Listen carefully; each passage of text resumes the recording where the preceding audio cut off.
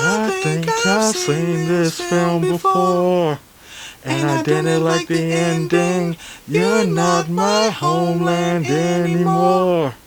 So what am I defending now?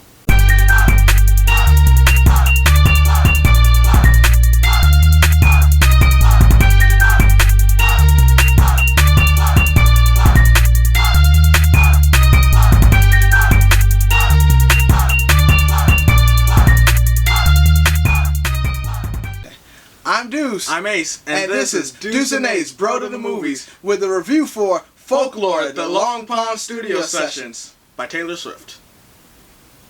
Ace. What? Kick it off, man. Why do you say it like that? Because we watched a Taylor Swift movie, documentary, concert for an hour and a half, and it was more like 2 hours, and it was amazing. For those of you who don't know, Folklore was the latest studio album by pop megastar, mistress of the zeitgeist, Taylor Swift. And I was like, hey, Deuce, you hear that new Taylor Swift album? He's like, no, I don't listen to Taylor Swift. I'm like, well, you do now.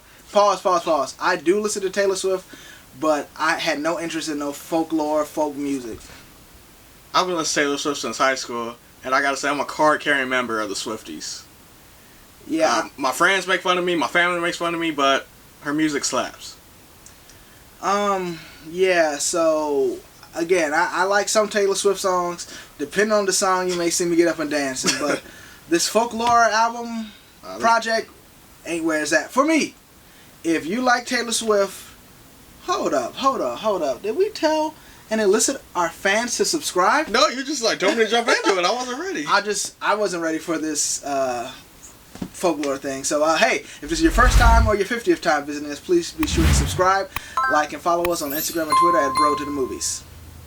Yeah, so normally we do movies and TV, so this is just her and those two guys. Yeah, Jack Antonoff, Aaron Dessner. Yeah. Deuce doesn't know who it is. But, yeah, so it's going to be all spoilers. We're not going to do it spoiler free. It's music. Either you heard it or you haven't heard it. So, as you probably know, this album came out during quarantine, and as we learned through the documentary, it's on DisneyPlus, by the way, if you're interested. Yes. DisneyPlus. Could probably stream it somewhere too. Taylor, Jack Antonoff, and Aaron Dessner, they weren't together when they made this album. Most of the time you're in the studio, you got your people with you, you're laying down tracks. They separately put the components together, shipped them together like, hey, this song's kind of good, and just put it out there. So for me, it was just really interesting to hear about their music making process during a worldwide pandemic where you're not allowed to make music with people. Yeah, so I keep calling it a documentary. What is this? It is a session? Like a live concert / documentary? I don't know. Yeah. What's it like when it's like acoustic? Not acoustic, but MTV used to, Unplugged. This is an unplugged Taylor Swiftie. And, Taylor Swiftie. Yeah, so yeah, if you like the music, there's only 3 songs out of 16 and a bonus track that I actually enjoyed. 17. And again, I like Taylor Swift's music, but this Folklore stuff was not for me. But neither here nor there. If you like what's your favorite Taylor Swift song? I knew you and then you walked in. This guy. Then the going down. Trouble. Okay, but yeah, so this Folklore stuff wasn't for me. But what really wasn't for me was a bunch of rich people complaining about how bad they had it in quarantine, that they couldn't release music, and woe is me, oh my gosh, this art just came from a pandemic. There's people who died. There's people who were suffering. There's people who lost jobs. I cannot in good faith enjoy privileged people complaining about how bad they got it because they had to be in quarantine. I'm going to disagree with you there. Obviously, they had it better than 90% of everyone on the... 99%, yeah.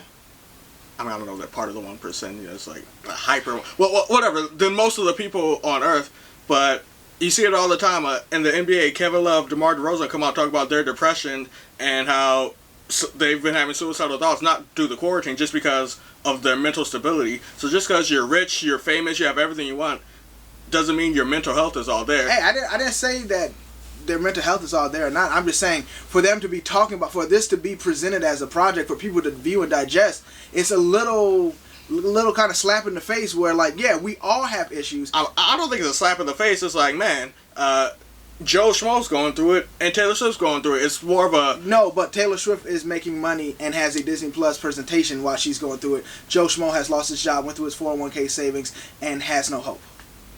And his family died of coronavirus. Yeah, you're putting a lot on Joe Schmoe over there. Yes. But maybe Joe Schmoe is a Taylor Swift fan, so they can get away from the troubles of the pandemic for a nice hour and a half and listen to their favorite artists do music that they love. So, yeah, maybe, obviously, what happened to Taylor Swift, Jack Antonoff, all of them wasn't as bad as what happened to everyone else, but it doesn't mean that they don't have the agency to talk about what happened to them. Oh, no, they got the agency and they got the right. I'm just saying it's a little tone deaf. That's just how I view it. I mean, I don't think it's tone deaf. If you're watching a documentary about a stripped-down live concert in the middle of a pandemic, you know they're not going to be like, oh, man, we're raising money for this or that. They're musicians. They're like, hey, this is our music. And they're talking to each other. They're not telling us about how they felt during the pandemic. They're telling each other how they felt during the pandemic. Correct, but as the audience, not me per se, because, I mean, I just watch it so that we can give you content. I watch it because I'm a big Taylor Swift fan. But I don't know. It's just, to me, it's just odd, and it's just off-putting. Not off-putting at all. I'm like, man, they're not regular people, but they react to things the same way regular people would too.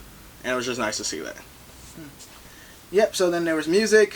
You either like the music or you don't. Everyone likes the music. Yeah, so Taylor Swift. I mean, you said you only like 3 songs. What are the 3 songs you like? Let me look at my notes real quick. Just Exile with Bon Iver. This Is Me Trying. And Betty. Oh man, it's crazy because I wrote down my 4 favorite songs: Exile, This Is Me Trying, Betty, and Peace. I like every song, but those are my 4 favorite songs. So you got a pretty decent taste, Deuce. Right, thanks, man. Thanks. Let me also go to hey. So yeah, I'll say that lyrically, the lyrics were dope. This is Taylor songwriting at her best. Yeah, the lyrics were dope. I appreciate the art. I appreciate the musicianship. Again, just that genre and sound of music just wasn't for me. And the dude from Fun looked like Fred Armisen from Portlandia. Fred Armisen? Armisen. Yeah. Portlandia. I'm gonna put some respect on Jack Antonoff's name, dog. He is a powerhouse music producer, dog. Lord, Melodrama. He produced, or helped produce. Kevin Abstract, Arizona Baby, Lana Del Rey, Norman effing Rockwell. He is putting out hit after hit record. So you put some respect on his name. He's better than Fred Armisen. Fred Armisen has Portlandia. He cameos in everyone who was on SNL. Ain't got nothing on Jack Antonoff. And don't even stop. He was in Fun, man. Fun was fun, dog. Yeah, but other than that, it was just music. If you like it, you like it. If you didn't, you don't. I mean, I loved it. This I'd say a top 3 Taylor Swift album for me. Yeah, man. It's nice to hear the album tracks, the album version of the tracks, but it's also nice just to hear the stripped down versions. It was a very cozy, warm feeling, just the 3 of them together in a cabin playing nice indie music. It was soothing to the soul. Should we score this thing? Yeah, man. You notice I don't got the hat on, so you know what that means. They don't know what that means. If you go back through our catalog of countless videos, You want to say dialogue? if I don't enjoy something, I don't wear my Deuce hat. With that said, let's score this thing. 3, 2, 1, 10. 10 out of 10 for Taylor Swift's Folklore, the Long Pond studio session. Deuce doesn't get a vote. 10 out of 10. Yeah, what's that, a 7.5? Yeah. 7.5 out of 10. That's So yeah, again, if you're into Taylor Swift, this is going to be a buffet for you. If you're not... No, not if you're into Taylor Swift, if you're into this genre of music, because if you're into Clairo Mitski, just indie rock artists, you're going to like this. And it was interesting to see, usually Taylor puts out the pop. She came through with the substance this time. Yeah.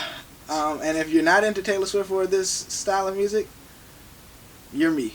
I'm Deuce. I'm Ace. And this has been Deuce and Ace, Bro to the Movies. Out. Hey, Deuce and Ace here. Thanks again for sticking around for the whole video.